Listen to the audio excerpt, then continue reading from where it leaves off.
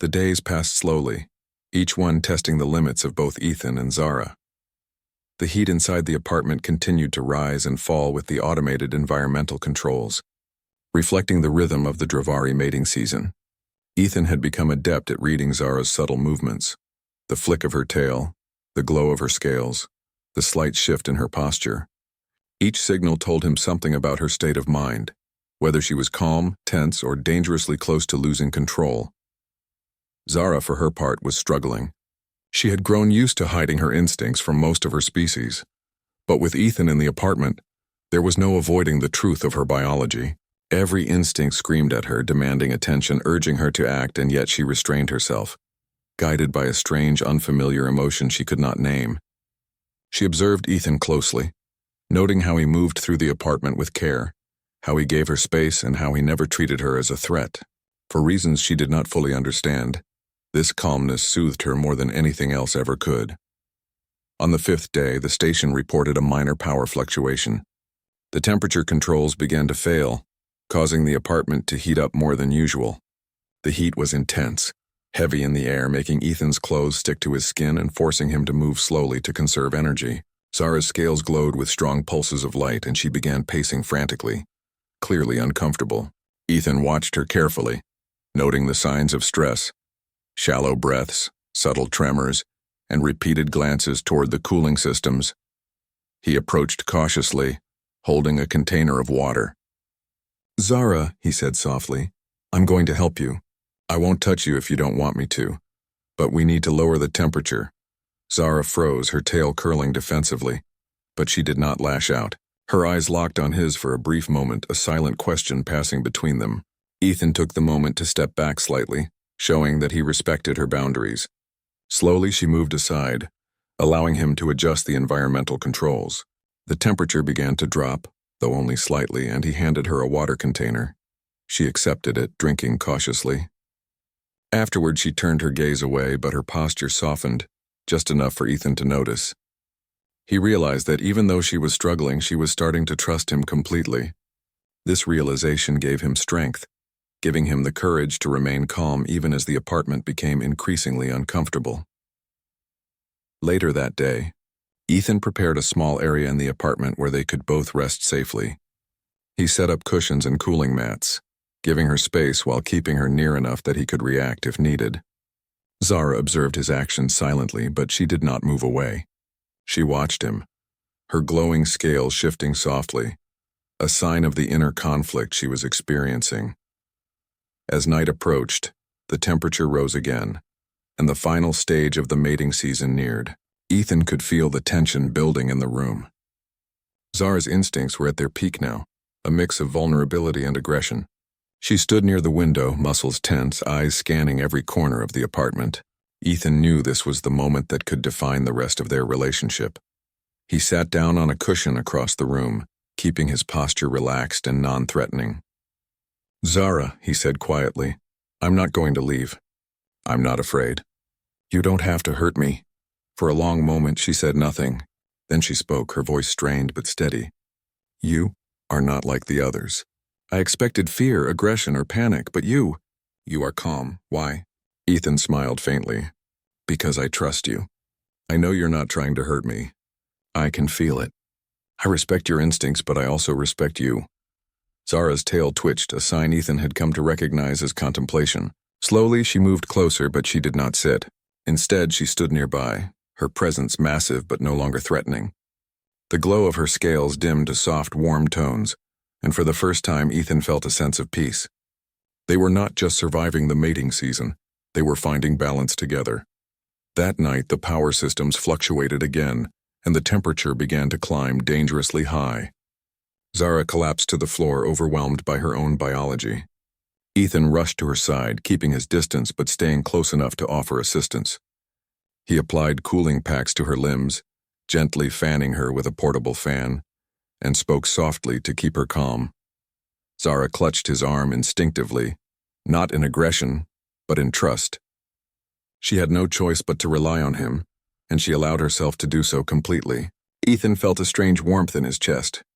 The creature who could have easily overpowered him was now depending on him for survival, and he was determined not to fail. Hours passed, and slowly, Zara's strength returned. Her scales dimmed, her breathing steadied, and she pushed herself up, leaning on her powerful limbs. She looked at Ethan, her eyes bright and intense, but not with aggression. Instead, there was gratitude, respect, and something she could not yet name. "You saved me," she said quietly. "I should not have needed help, but—" "You remained," Ethan nodded. "Because I promised. And because I care that you're safe. That's all I wanted." For a long while they remained near each other, neither speaking, just sharing the quiet presence of someone who had proven themselves trustworthy. The lockdown, the heat, and the instinctual struggle had brought them closer in ways neither could have anticipated. By the 7th day, the mating season ended. The station announced the lifting of the quarantine protocols. Ethan and Zara watched as the doors unlocked, the artificial barriers falling away. There was a strange tension in the air. The instinctual drive that had guided Zara for a week was no longer dominant, yet it had left an indelible mark. Zara stood tall, her scales returning to their normal pattern, her eyes calm but thoughtful. She turned to Ethan, who had remained quietly in the corner, observing her and ready to assist if needed. "You have survived the mating season," she said finally, "not through strength, but through patience, understanding, and respect. No human has ever done that before." Ethan shrugged lightly. "I didn't know I could do anything else. I just respected you. That's all." For the first time, Zara smiled. It was not a smile of possession, dominance, or expectation. It was a smile of acknowledgement, of recognition. She had witnessed something rare, a human who could coexist with her species without fear or aggression, even during the most dangerous time of the year. "You have my respect, Ethan," she said, "and I think in some way I have learned to trust humans more because of you." Ethan felt a strange sense of pride and relief. He realized that the past week had not only been about survival, but about mutual understanding. They had endured the extremes of biology, instinct, and environmental stress, and had emerged stronger, wiser, and more connected than before. They spent the next few hours adjusting the apartment back to normal conditions, sharing quiet conversation for the first time. Ethan learned more about Dravari biology and culture than he ever had before, while Zara listened to his human perspectives with genuine interest. The walls between their species, once defined by fear and instinct, had been softened by experience, patience, and care. As they prepared for sleep, Ethan realized that the apartment felt different now. It was no longer just a space for cohabitation. It was a place of trust, of survival, and of connection between two beings who had been tested to their limits. He looked at Zara, who was already adjusting her bedding, and smiled. "So, same roommates next season?" he asked lightly, half as a joke, half as a test. Zara froze for a moment, her eyes meeting his. Then she let out a soft laugh, low and melodic. "Perhaps," she said, her tone carrying amusement and something he could not quite name. "Perhaps next season will be easier." Ethan nodded, feeling a sense of hope. He had survived the Dravari mating season, not by force or cunning, but by patience, empathy, and understanding. He had learned that true strength often came not from physical power, but from respect and trust. As he lay down to sleep that night, he felt a sense of peace he had not expected. The dangers of the past week had left a mark, but they had also created a bond, fragile yet unbreakable, between human and Dravari. And for Ethan, that was far more valuable than any medal, any achievement, or any station protocol. For Zara, it was a revelation. She had faced the most intense biological instincts of her life, and yet, she had found someone who could navigate them without fear, without aggression, and without misunderstanding. She had discovered trust in a human, and in doing so had changed the way she would approach her own species for the rest of her life.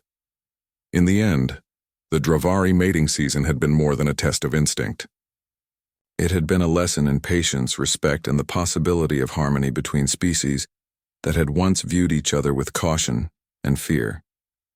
Ethan and Zara had survived not just by avoiding harm, but by discovering the extraordinary potential of empathy. And as the station lights dimmed and the Andros sun rose in the distance, both human and alien knew one truth. What had begun as a dangerous week of survival had become the foundation of a bond neither species had ever expected, and neither would ever forget. Ethan had never considered himself special. He worked on a small intergalactic research station at the edge of human-colonized space. His job was simple: maintain and repair the station's drones and machinery. It was routine work, quiet and safe. He preferred it that way. The less attention he got, the better. But that day, everything was about to change. He was sipping his morning coffee when a soft beep echoed from his wristband. It was a notification, bright and insistent, flashing red letters he had never seen before. Match successful. Interspecies bonding program. Ethan frowned, lifting the wristband closer.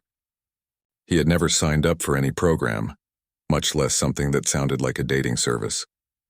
He tapped the screen dismissively, assuming it was some error. But the notification remained, almost as if it knew he couldn't ignore it. Before he could investigate further, his door slid open with a quiet hiss. Ethan instinctively froze. Standing in the doorway was a tiny figure unlike anything he had seen before. She was petite, no taller than 5 feet, with skin that shimmered faintly blue under the station lights. Golden eyes, luminous and sharp, studied him with curious amusement. Thin, antenna-like tendrils of hair swayed lightly above her head. Her clothing was strange, sleek, and metallic-looking, yet clearly functional. But what caught him most was the smile. A broad, genuine smile that seemed to brighten the entire room. "You've been matched with a wife," she announced, her voice musical and confident. "And that's me." Ethan blinked. He opened his mouth, closed it, then opened it again. Words failed him. I think there's been a mistake," he finally managed. Her smile did not falter. "No mistake," she said, stepping forward gracefully. "Our bonding algorithms are very precise. You and I have a 98.7% compatibility rate. You are my perfect match." Ethan's mind spun. A match? A wife? With her? He felt like the universe had suddenly decided to play a prank on him. I don't understand," he stammered. "I didn't agree to anything like this." She tilted her head, those golden eyes sparkling. "It does not matter if you agreed. Our species tradition values the outcome of the algorithm above hesitation. You are now my partner. I am Lyra of Clan Valari, and I will care for you as tradition dictates." Ethan took a cautious step back. He was human, quiet, unremarkable, and she was an alien, petite but glowing with a strange energy. This was not something he could reason his way out of. "Partner? Care for me? I don't even know what this means." She laughed softly, a sound like wind chimes. "You will see soon enough. I will demonstrate." Before he could protest, she had crossed the room, plopping down on a chair and pulling a small device from her belt. She pressed a few buttons and a warm, faintly fragrant mist filled the room. "This is a welcoming blend. It soothes the mind and body." "Try it," Ethan coughed, waving his hand. Thank you, but no need to refuse. Accepting care is part of our bond. Sit." He hesitated, then slowly sank into the chair opposite her. She reached over and gently adjusted his pillow, moving it with delicate precision. Ethan's hands trembled. This was absurd. A tiny alien claiming to be his wife, treating him like royalty. Hours passed, or maybe only minutes, Ethan couldn't tell. Lyra spoke continuously, explaining Valari customs, asking questions about his life, about human culture, and offering snacks that glowed faintly in the dark. At first, Ethan tried to respond politely, keeping distance. But the sheer enthusiasm in her golden eyes made it impossible to stay irritated. She was so earnest, so unapologetically devoted to the idea that he was hers. Finally, Ethan sighed, leaning back in his chair. "I still don't understand," he said. "I'm just me. I fix machines. I drink coffee. I don't know how to be someone's wife partner." Lyra's expression softened. "Then allow me to show you. Love, care, protection. These are not about grand gestures. They are in small actions, in shared moments. If you will let me, I will show you." Ethan wasn't sure why, but her words touched him. For the first time in months, maybe years, he felt seen. It was strange, frightening, and yet comforting.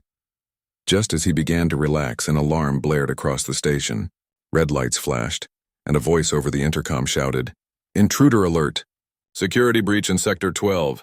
Ethan jumped to his feet. What's happening?" Lyra's smile disappeared, replaced with a fierce determination. She crouched slightly, as if ready to spring. "They found me," she said, her voice low. "A rival faction knows I am bonded. They aim to remove me, permanently." Ethan froze. "They what?" "Remove you? Who?" She didn't answer immediately. Instead, she grabbed his arm. "Stay close. Do not run. You are part of this now. The tiny alien moved with astonishing speed. Ethan had to jog to keep up, hearts pounding as alarms wailed. They reached a small observation room, where the viewport showed several larger alien figures attempting to infiltrate the station. Bulky, armored, and armed with weapons unfamiliar to him, they moved with deadly precision. Ethan gulped. We can't fight them. Not like this. Lyra's antenna tendrils quivered. We do not always fight alone. She tapped her belt, and a section of her clothing split open, revealing compact plasma blades strapped to her arms. The faint hum of energy filled the room. Do not underestimate me because I am small, she said, eyes blazing. I will protect you. Ethan stared, speechless. The tiny, cheerful woman smiling at him moments ago had transformed into something utterly formidable. His mind reeled.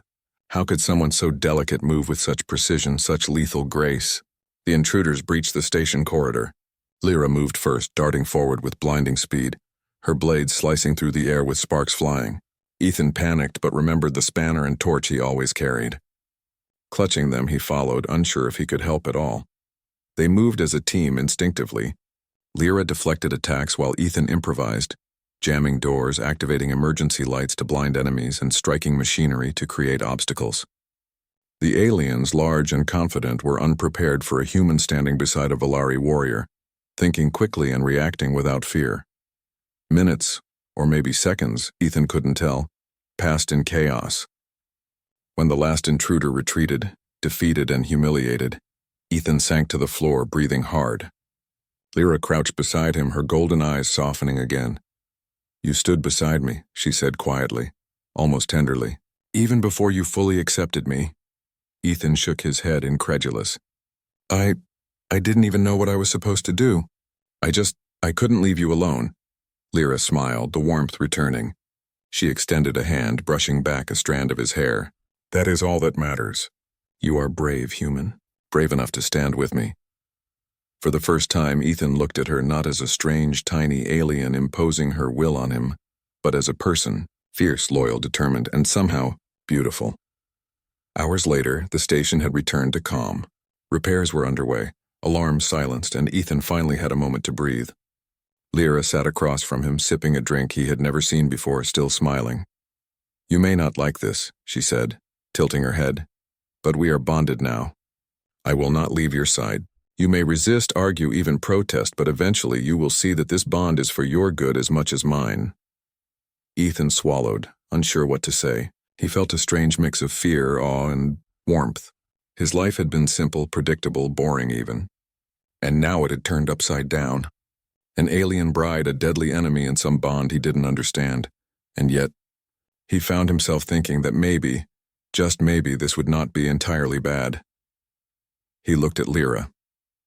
Her golden eyes met his, and she smiled again, radiant and sincere. Do you accept me? She asked softly. Ethan hesitated, then sighed. I don't have a choice, do I? You do, she replied gently. But choosing to stay is the true beginning of the bond. Ethan nodded slowly, still uncertain, still confused, but feeling a flicker of trust. Okay, he said quietly. Okay, Lyra, let's see where this goes. Her smile widened, brighter than any star he had ever seen. Good, we have much to learn. Together. And with that, Ethan realized that his life, once so ordinary, had just begun an adventure he could never have imagined. A tiny alien bride, cheerful, deadly, and determined, was now part of his life. And for the first time he felt that being human, brave, resourceful, and willing to stand by her side might just be enough.